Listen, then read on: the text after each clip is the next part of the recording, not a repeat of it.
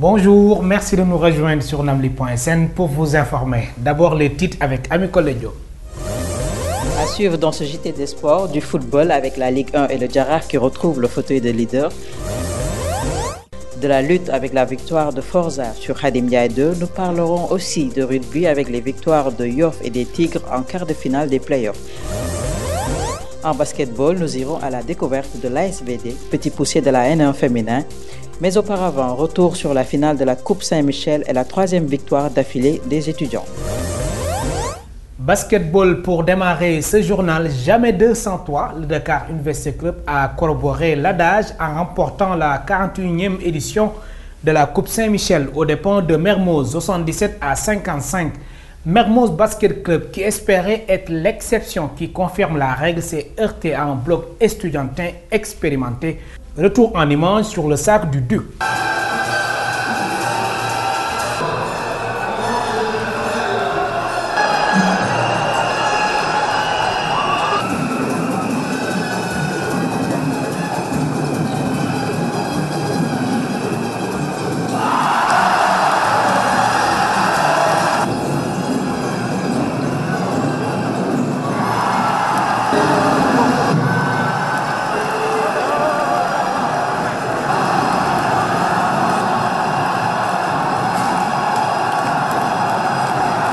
Pour les distinctions individuelles, sachez que comme en 2013, le pivot du Duc Abdoulba a été désigné meilleur joueur de la Coupe Saint-Michel. Le meilleur marqueur est Papa Balla Diallo de Mermoz. Meilleur joueur fair play, c'est Neoun Nour de Mermoz.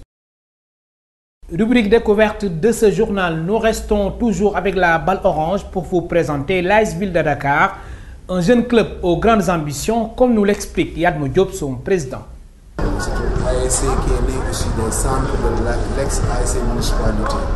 Donc depuis 2005, on a changé le nom pour mettre sur pied l'ASC de Dakar qui a beaucoup de sections, dont la section de basketball.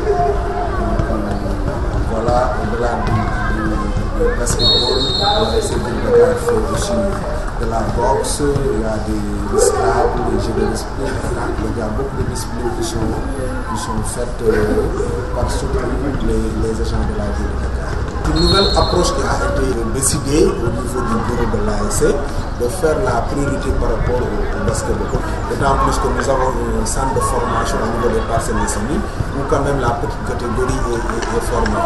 Donc raison pour laquelle on se dit mieux vaut quand même mettre toutes nos énergies au niveau du basket quand même pour permettre à ces jeunes qui sont formés au niveau de la banlieue d'émerger. Le budget qui a été allié à l'ASC a été doublé par le maire de la ville de Dakar. Donc ce qui nous a permis quand même d'avoir un peu les moyens de nos ambitions. Dans 3, 4, 5 ans, essayer quand même de faire une bonne politique de recrutement. Donc il va permettre en plus de ce qui est formé au niveau du club, d'avoir quand même des joueurs qui puissent quand même venir apporter une valeur ajoutée par rapport à ce qui s'est fait. L'année passée, on était 5e du championnat. Cette année, quand même, c'est de faire mieux. Faire mieux, c'est être dans le carré d'as. L'objectif global, comme je l'ai dit, c'est de construire une équipe solide qui puisse quand même jouer quand même un rôle important dans le basketball local. Football avec la Ligue 1 Orange, on a joué la 19e journée le week-end dernier. Le Jaraaf de Dakar a repris sa place de leader de la Ligue 1 après avoir fait match nul 0-0 contre Ngor, alors qu'au même moment, l'AS Pikine perdait devant le Casa Sport 2-0. Avec ce nul, le Jaraaf compte 34 points plus 11, un point de plus que l'AS Pikine, 33 points plus 11, qui est rétrogradé à la deuxième place. Le Casa Sport, pour sa part, a enregistré sa troisième victoire d'affilée dans ce championnat de Ligue 1. Le club sudiste réalise la bonne opération de cette 19e journée. Dans les autres rencontres, l'USO a été battu par le port autonome de Dakar et le derby mourois entre le stade de Mour et Djambar s'est soldé sur un nul, un but partout. A signaler que Yego, lanterne rouge, a enregistré sa seconde victoire de la saison. Les résultats complets de cette journée à retrouver sur www.namli.sn.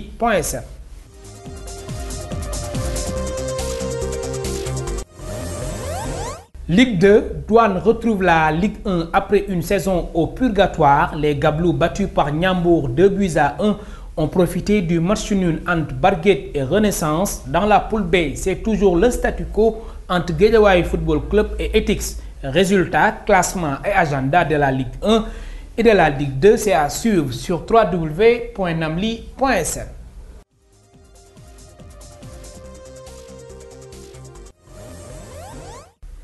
Nouvelle des Lions et de 2 pour Guingamp. L'en avant l'a fait. Le club breton a remporté samedi sa deuxième Coupe de France en s'imposant devant le voisin Rennes sur le score de 2-0.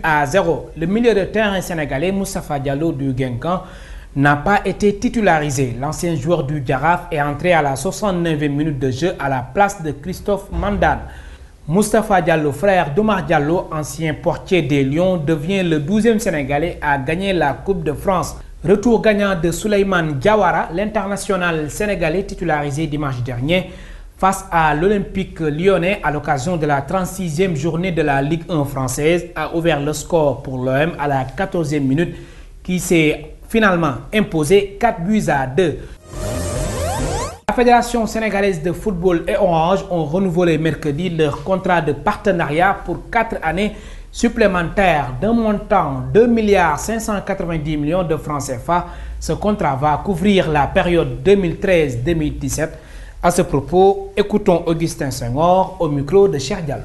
En ce qui nous concerne, ça remonte à 2009, mais on sait que dès les premiers pas de notre football vers le modernisme, Orange était là au tout début, et aujourd'hui encore Orange est là. Au moment où on signait ce contrat-là, on le sait, on était dans une période très difficile avec des stades suspendus, on ne jouait pas chez nous et il fallait renouveler ce contrat, et vous l'avez fait. Vous n'êtes pas des partenaires circonstanciels au gré des bons résultats, mais vous êtes un partenaire structurel. Vraiment, je voulais quand même, au nom de l'ensemble de la fédération, y compris nos démembrements que sont la Ligue professionnelle, la Ligue amateur, les ligues régionales, dire combien nous sommes fiers de vous avoir comme partenaire et combien nous mesurons l'apport que Orange donne au football. Aujourd'hui, on ne fait pas trop attention.